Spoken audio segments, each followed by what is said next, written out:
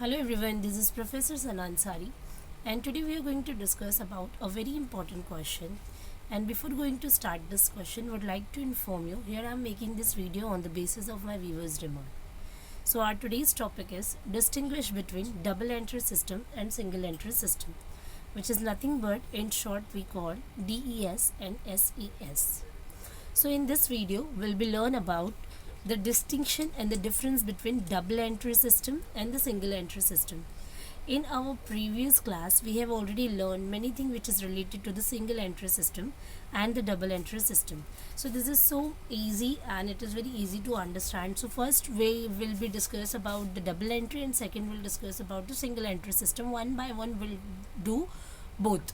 Okay, so very first, as you can see on my screen, that is nothing but this page represent all the aspects which is related to the double entry system, and this page will represent the things about the single entry system. So all 9 pointers we have just learn one by one each and every pointers. So as you can see on the screen, very first point we have DES is based on recognized accounting principles. Yes, जो आपके accounting principles होते हैं उसका recognized है ये, यानी कि मैं कह सकती हूँ बेसिकली आपका जो डबल एंट्री सिस्टम है. ओके, सो बेसिकली यहाँ पर आप कह सकते हो कि जो डबल एंट्री सिस्टम है वो बेस्ड करता है अकाउंटिंग प्रिंसिपल्स पे. ठीक है, मतलब जो अकाउंटेंसी के जो प्रिंसिपल्स बनाए गए हैं, स्टैंडर्ड प्रिंसिपल्स होते हैं, उस पर बेस्ड करता है आपका डबल एंट्री सिस्टम. और इसके लिए हर अकाउंटिंग प्रिंसिपल्स अलग अलग नंबर से न्यूमेरिकल फॉर्म में दिखाए जाते हैं. But the thing is only we have to understand कि जो हमारा डबल एंट्री सिस्टम है वो प्रॉपर अकाउंटिंग प्रिंसिपल को फॉलो करता है. और उसी के सामने आप देखिए SES का फर्स्ट पॉइंट यानी सिंगल एंट्री सिस्टम का first point, that is SES is not based on recognised accounting principles. मतलब जो हमारा सिंगल एंट्री सिस्टम है वो उसके लिए प्रॉपर अकाउंटिंग प्रिंसिपल्स की ज़रूरत नहीं होती है. जैसे कि बेसिकली मैं आपको एक एग्जाम्पल देती हूँ तो इसका डिस्टिंक्शन करना आपके लिए बहुत ही ईजी पड़ जाएगा. दो एग्जाम्पल लेते हैं, एक सिंगल एंट्री का और एक होगा डबल एंट्री का. जैसे कि समझिए मैंने एक छोटा सा बिजनेस फॉर्म ओपन किया और मैं विलेज में रहती हूँ. ठीक है, सो छोटा सा जो बिजनेस फॉर्म ओपन किया उसमें जो भी मेरे ट्रेड होते हैं, बाइंग एंड सेलिंग और डेली के जो ट्रांजैक्शंस होते हैं उसको मैं रिकॉर्ड करती हूँ अकॉर्डिंग टू मी. मतलब कितना पैसा आया और कितना पैसा गया. क्योंकि जब हम अपने लेवल पे इंडिविजुअल लेवल पे कोई रिकॉर्ड्स मेंटेन करते हैं तो हम सिर्फ ये देखते हैं कि कितना पैसा आया और कितना पैसा गया. मतलब here we are just thinking about the cash incoming and outgoing, inflow और आउटफ्लो ऑफ कैश. सो ये होता है आपका पर्सनल एंड कैश डिटेल्स आप मेंटेन करते हो, रिकॉर्ड्स करते हो उसको.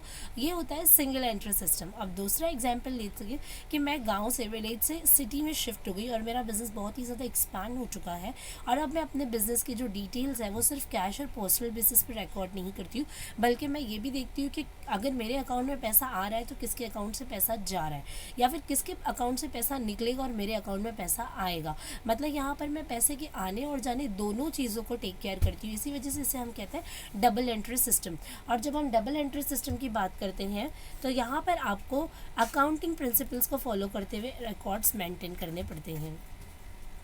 सो बेसिकली ये डिफरेंस हुआ, मतलब एक विलेज और सिटीज़ के अकॉर्डिंगली या फिर एक स्मॉल बिजनेस और एक एक्सपेंडेड बिजनेस के अकॉर्डिंगली आप सोच कर चलेंगे तो समझ में आएगा कि why we have to prepare double entry system and why we have to cap the records with the use of single entry system. Okay, so चलिए नेक्स्ट है DES records both the aspects debit and credit of all transactions. जैसे अभी मैंने बताया कि अगर मेरा business बहुत ज़्यादा एक्सपैंड हो गया है सो मैं दोनों यानी डेबिट और क्रेडिट, पैसा कहाँ से आ रहा है और किसके अकाउंट से पैसा जा रहा है, ये दोनों डिटेल्स को मैं यहाँ पर मेंटेन करती हूँ सारे ट्रांजैक्शंस का, चाहे वो छोटा ट्रांजैक्शन हो चाहे वो बड़ा. But SES does not record both the aspects of credit of all transactions. मतलब डेबिट क्रेडिट जो एस्पेक्ट्स होते हैं सारे ट्रांजैक्शंस का वो SES रिकॉर्ड नहीं करता. अभी मैंने बताया कि विलेज में अगर मेरा छोटा सा बिजनेस है और ना ही मेरा सिटी में भी छोटा सा बिजनेस होगा तो ज़रूरी नहीं है कि मैं अकाउंटिंग प्रिंसिपल्स को फॉलो करूं, बल्कि मैं यहाँ पर सिर्फ कैश एंड पर्सनल बेसिस पे ट्रांजैक्शंस को रिकॉर्ड करूँगी. Now I have third point that is all type of accounts personal real usually only cash and personal and nominal are kept. मतलब बेसिकली आप देखोगे so all type of accounts, real account है, personal account है, nominal account है, ये सारे accounts बनाते हैं हम लोग. पर्सनल अकाउंट जो इंडिविजुअल लेवल पे होता है, रियल जो एसेट्स के लिए बनाए जाते हैं, ठीक है, लायबिलिटीज़ एंड एसेट्स के लिए, नॉमिनल जो आपके इनकम एंड एक्सपेंसेस के लिए कैप्ट किया जाता है. ये सारे अकाउंट्स हमारे डबल एंट्री सिस्टम में बनाए जाते हैं. बट उसी के कंपैरिजन में अगर आप SES के बारे में देखोगे so usually only cash and personal accounts are maintain, real and nominal accounts are not kept. मतलब रियल जो एसेट्स एंड लाइबिलिटी का है वो अकाउंट नहीं बनाया जाता है, ना ही नॉमिनल प्रॉफिट एंड लॉस का अकाउंट बनाया जाता है सिंगल एंट्री सिस्टम में। सिंगल एंट्री सिस्टम में सिर्फ और सिर्फ कैश एंड पोस्टल अकाउंट्स को मेंटेन किया जाता है। अभी जैसे मैंने एग्जाम्पल में बताया था कि अगर कोई सब्जी वाला है, जैसे कि एग्जाम्पल लेते हैं, सब्जी वाला है, वो वेजिटेबल्स बेचता है, सो जितना भी पैसा आ रहा है या वेजिटेबल्स का स्टॉक खरीदने के लिए जितना भी पैसा उसके पास जा रहा है, सो पर्सनल लेवल पे वो सिर्फ कैश रिकॉर्ड्स करता है। सो उसी तरीके से single entry system usually cash और पोस्टल अकाउंट्स को ही मेंटेन करती है। ठीक है, नेक्स्ट है आपके पास fourth one, trial balance is prepare to verify the arithmetic accuracy of the accounts. And यहाँ पर ट्रायल बैलेंस को बनाया जाता है। ट्रायल बैलेंस में जहाँ पर आप सारे इनकम्स एक्सपेंस वगैरह या डेली के जो आपके एक्सपेंसेस होते हैं उनको रिकॉर्ड करते हैं ताकि एक्यूरेसी समझ सके हम अकाउंट्स का। लेकिन जो सिंगल एंट्री सिस्टम होता है यहाँ पर ट्रायल बैलेंस बनाना is not important to accurate the accounts, ठीक है, और to verify it. Next point number 5 we have trading account is prepare to ascertain gross profit. अब जैसे कि देखिए बेसिकली हम जब अकाउंट्स बनाते हैं, फाइनल अकाउंट में आपने देखा होगा हम ट्रेडिंग अकाउंट बनाते हैं, प्रॉफिट एंड लॉस अकाउंट बनाते हैं और बैलेंस शीट बनाते हैं। तो इन तीनों पॉइंट्स को मैं एक साथ समझाने के लिए ट्राई करूँगी। जो आप यहाँ पर देख रहे हो, trading, profit and loss and balance. Trading account हम बनाते हैं ताकि हम जीपी फाइंड आउट कर सके, gross profit. Profit and loss account हम इसमें लिए बनाते हैं ताकि हम नेट प्रॉफिट निकाल सकें और फिर उसी नेट प्रॉफिट को हम बैलेंस शीट में ट्रांसफ़र करते हैं ताकि हम एक बैलेंस अमाउंट फाइंड आउट कर सकें, मतलब बिजनेस का नेट वर्थ फाइंड आउट कर सके। सो ये सारे अकाउंट्स हम किस में बनाते हैं, डबल एंट्री सिस्टम है। This is what we called accounting principles के अकॉर्डिंगली अकाउंटिंग करना, ठीक है। बट सिंगल एंट्री सिस्टम में आप देखोगे सो यहाँ पर भी हमारे पास trading account, profit and loss account और बैलेंस शीट के रिलेटेड डिटेल्स दिए, बट यहाँ पर we are not suppose to maintain और prepare trading account, profit and loss account, balance sheet to ascertain the profit of gross profit, net profit and the net worth. Okay, ज़रूरी नहीं होता single entry system में सिर्फ cash लिख दो, पैसा आ रहा है जा रहा है कितना, यही लिखना होता है।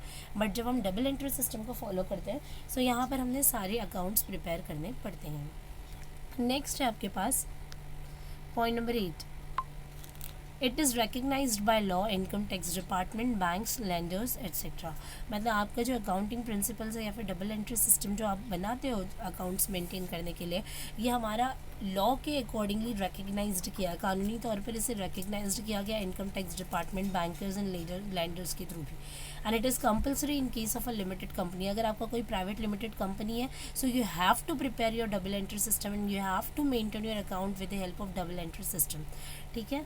यहाँ पर डबल एंट्री सिस्टम का हो गया। सिंगल एंट्री सिस्टम में देख लिया, it is recognised, it is not recognised by law, okay, it is just adopted by a small, यहाँ पर ये थोड़ा सा कट करना है आपको, it is just adopted by small sole trader और कंपनी ऑफ फर्म।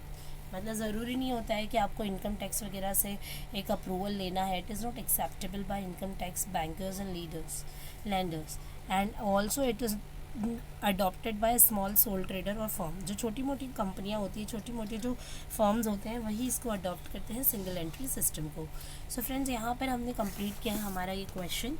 अगर किसी को भी कोई भी डाउट एंड डिफिकल्टी है so you can make a comment on my YouTube channel.